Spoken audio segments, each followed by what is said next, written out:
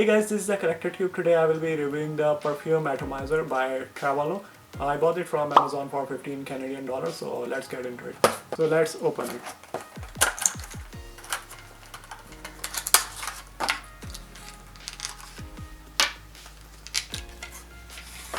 So here I have one of my favorite Versace Aerox. Let me show you how to fill this up. So you just have to lift the cover of your perfume, and then at the bottom there's a small hole. You just have to put it over here, and then you start pressing it like this. And you can see there's a perfume inside.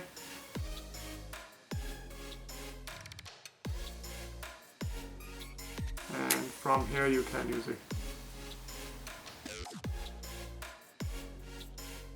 As you guys know, in the plane they do not allow the perfume bottles or more than 100 ml, so that's why I got this one, so I can have one of my favorite Versace perfume all the time with me when I travel. So this reminds me the Sims icon, the Sims diamond, if you guys remember.